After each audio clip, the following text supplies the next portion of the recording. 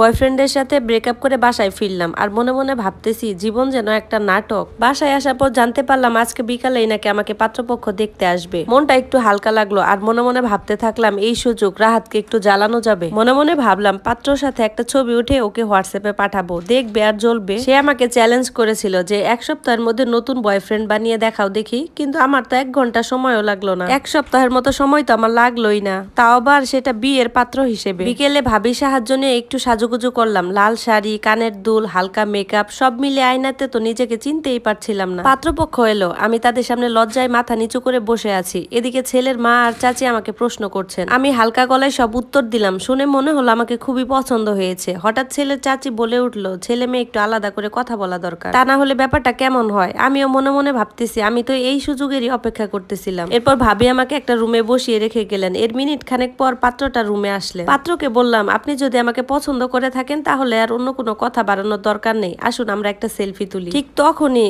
অচেনা কিন্তু পরিচিত এক কণ্ঠস্বর আমার কানে এলো, সেলফি তুলবেন? দুপুরবেলা এক্স এর সাথে ব্রেকআপ হয়েছে তাকে দেখাবেন বলে, বয়ফ্রেন্ডকে জেলাসি ফিল করাবেন বলে। এটা শুনে তো আমার হাত পা কাঁপতে শুরু করলো। সাথে সাথে আমার হাতের ফোনটা মাটিতে পড়ে গেল। বিকট একটা আওয়াজ হলো। চোখটা উপরের দিকে তুলে দেখি রাহাত। ওমা, এসব কি দেখতেছি আমি তো পুরো স্তব্ধ হয়ে গেলাম। সে ঠোঁটে হাসি রেখে বলল, তুমি কি ভাবছো আমার সাথে 2 বছর প্রেম করে তুমি অন্য কাউকে বিয়ে করবে? সেটা তো আমি বেঁচে থাকতে কোনোদিনও হতে দিব না। তোমার বিয়ে হবে, তবে আমার সাথেই হবে, আজই হবে। আমি তো হতভম্ব। এরপর বললাম, তুমি কি পাগল নাকি? আজ দুপুরেই তো আমাদের ব্রেকআপ হয়ে গেল। সে বলতেছে, হ্যাঁ হয়েছে, সেটা তো গার্লফ্রেন্ড বয়ফ্রেন্ডের মধ্যে, আর এখন শুরু হবে হাজব্যান্ড ওয়াইফের সম্পর্ক। ঠিক তখনই ভাবি দরজায় টোকা দিলেন আর বললেন, তোমরা যদি বিয়ের আগে এত গল্প করো, বিয়ের পর আর কি গল্প করবা? আর কত কথা বলবা? আর বাকিগুলা বিয়ের পরেই না হয় বইলো, বড়রা তো অপেক্ষা করতেছে। রাতের বেলায় ঘরোয়া ভাবে আমাদের বিয়ে হয়ে গেল, কিন্তু রাহাত কেমন করে সব ম্যানেজ করছে আমি বলতে পারি। রাগ অভিমান সব গলে গেল। আমার তো এটা ভেবে হাসি পাচ্ছিল যে দুপুর বেলা আমি যার সাথে ব্রেকআপ করলাম আর রাতের বেলায় তার সাথে বিয়ে হলো,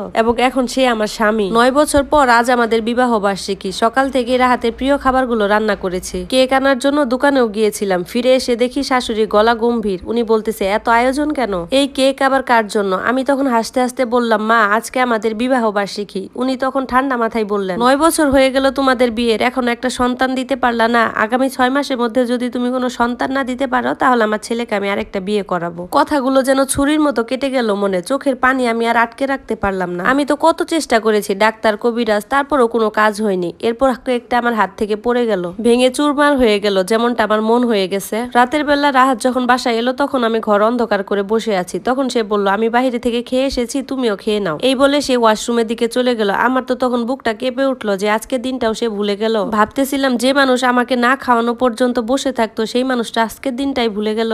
7 মাস পর রাহাত একদম বদলে গেছে। সারাদিন বাহিরে থাকে, ফোন নিয়ে ব্যস্ত থাকে, আমাকে একদমই সময় দেয় না। আমাদের মধ্যে কথাবার্তা কেবলমাত্র প্রয়োজনের মধ্যে সীমাবদ্ধ আছে। মনটা খুবই শূন্য হয়ে গেছে। সেদিন দেখলাম শাশুড়ি মা তাড়াহুড়া করে কোথায় যেন যাচ্ছে। পরে আমি জিজ্ঞাসা করলাম, কই যাচ্ছেন? তখন উনি বলেন, ফিরে এলে জানতে পারবে। মনটা কেমন যেন সন্ধ্যার দিকে ভারী হয়ে এলো। 8:30টার দিকে দরজায় বেল বাজলো। দরজা খুলতে আমার পৃথিবী কেমন যেন থেমে গেল। রাহাত দাঁড়িয়ে আছে, তার পাশে একটা তরুণী, লাল শাড়ি পরা, মাথায় ঘুমটা, নতুন বউ। তখন শাশুড়ি বলল, রুমে যেতে দিবা না? আমি একটু সাইড হয়ে দাঁড়ালাম। এরপর রাহাত আমাকে বলল, রুমে এসো, তোমার সাথে কথা আছে। তিশা, ভয় পেও না, ওর মেয়েটার নাম আলিশা, ওকে আমি বিয়ে করেছি। তুমি ভয় পেও না, তোমার জায়গা অন্য কেউ কোনোদিন নিতে পারবে না। ওকে বিয়ে করেছি একটা বাচ্চার জন্য, মার জোরাজুরিতে। আমি সব চুপচাপ শুনলাম, চোখ বেয়ে পানি ঝরছে, কিন্তু মুখে কোনো শব্দ নেই। শুধু বললাম, নতুন বউ তোমার জন্য অপেক্ষা করছে, তুমি সেখানে যাও। তার চোখে অপরাধ বোধের ছাপ। কিন্তু আজ তো আমি ভেঙে যাব না, কারণ আমি বুঝতে পেরেছি আমি ওর ভালোবাসা নই, আমি ওর প্রয়োজনেই ছিলাম। পরদিন সকালে নিজের হাতে নাস্তা বানালাম। সবাই বসে বসে খাচ্ছে আর আমি পরিবেশন করছি।